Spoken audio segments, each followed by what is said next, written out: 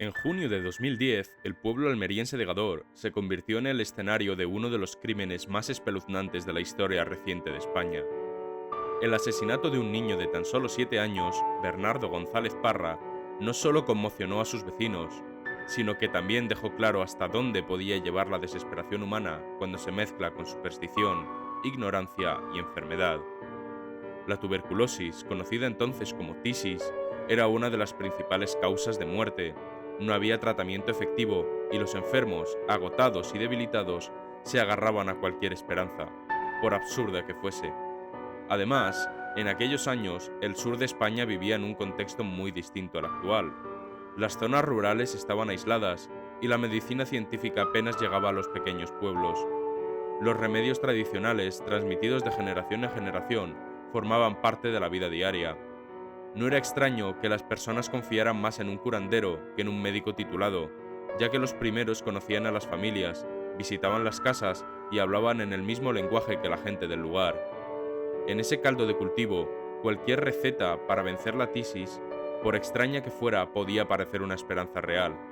Y es aquí donde empieza la historia de Francisco Ortega, apodado el Moruno, un hombre enfermo, con mucho miedo a morir y dispuesto a hacer todo para salvarse. Ortega escuchó hablar de Agustina Rodríguez, una curandera local que combinaba remedios herbales con creencias de brujería popular. Al acudir a ella, no recibió infusiones ni bálsamos, sino una sugerencia escalofriante. La única forma de curarse sería beber la sangre de un niño y aplicarse en el pecho una pomada hecha con su grasa corporal. La curandera no actuó sola. Recurrió a Francisco Leona Romero, un barbero del pueblo con reputación de hechicero y antecedentes criminales. Leona aceptó participar a cambio de 3.000 reales, comprometiéndose a conseguir a la víctima y llevar a cabo el macabro tratamiento.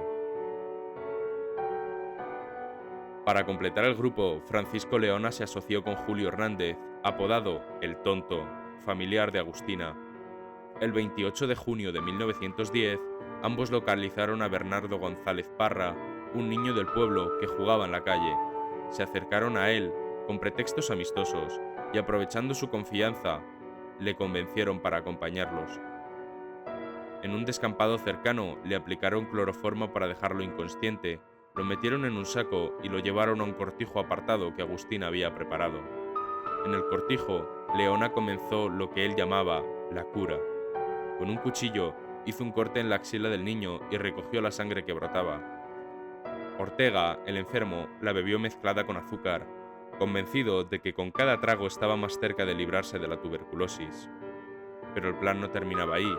Tras extraer suficiente sangre, llevaron al niño, todavía vivo, hasta una zona conocida como Las Pocicas. Allí, Leona le destrozó el cráneo con una piedra, provocando su muerte. Después, extrajo la grasa abdominal y el epiplón para elaborar una pomada que aplicó en el pecho de Ortega. El cuerpo, ya sin vida, fue ocultado en una grieta del terreno, cubierto con ramas y piedras. El lugar elegido para ocultar el cadáver estaba apartado, frecuentado solo por pastores y animales. La grieta, profunda y sombreada, mantenía el cuerpo fuera de la vista de cualquiera que pasara cerca. Las ramas secas y piedras añadían una capa más de camuflaje. Esa falsa seguridad hizo que los asesinos creyeran que tendrían tiempo de sobra para hacer desaparecer cualquier prueba, sin imaginar que sus propios desacuerdos acabarían por traicionarlos. Durante 3 días, el crimen permaneció en secreto, pero la alianza entre los implicados empezó a resquebrajarse. Julio, resentido con Francisco Leona por una disputa en el reparto del dinero, decidió hablar con la Guardia Civil. Alegó que mientras cazaba perdices, había encontrado el cuerpo de un niño en Las Pocicas. Los agentes acudieron al lugar y hallaron el cadáver de Bernardo tal como lo describió, boca abajo, con el cráneo destrozado y signos de clara violencia. Las detenciones fueron inmediatas. Leona trató de culpar a Julio, pero pronto se demostró que ambos habían participado, junto con Agustina y el propio Ortega. Durante el juicio, la historia se hizo pública y causó indignación en todo el país. La prensa lo bautizó como el crimen de Gador y la describió como un ejemplo extremo de superstición letal. La cobertura mediática fue implacable. Periódicos de Madrid, Barcelona y Sevilla enviaron corresponsales para seguir cada sesión de juicio. Los titulares no escatimaban en dramatismo, y las ilustraciones que acompañaban los artículos mostraban escenas exageradas por impactar al lector. La opinión pública se volcó contra los acusados, y no faltaron voces que pidieron que se endurecieran las penas para quienes promovieran prácticas supersticiosas que pusieran vidas en riesgo. El caso, que había comenzado como un suceso local, se convirtió en una advertencia nacional sobre los peligros de la ignorancia. Las condenas fueron severas. Francisco Leona fue condenado a muerte por garrote vil, aunque falleció en prisión antes de que se ejecutara la sentencia. Francisco Ortega, el Moruno, y Agustina Rodríguez fueron ejecutados. Julio Hernández fue inicialmente condenado a muerte, pero indultado por su supuesta demencia y encerrado en un manicomio. José, hijo de Agustina, recibió 17 años de cárcel. Elena, esposa de Julio, fue absuelta. Más allá de su brutalidad, el crimen de Gador es también un retrato de una época en la que la falta de acceso a la medicina y la omnipresencia de enfermedades mortales empujaban a la gente a buscar soluciones imposibles. En los pueblos rurales de principios del siglo XX, el peso de las supersticiones era tan fuerte que un enfermo podía preferir creer en un remedio de magia negra antes que aceptar su propio destino.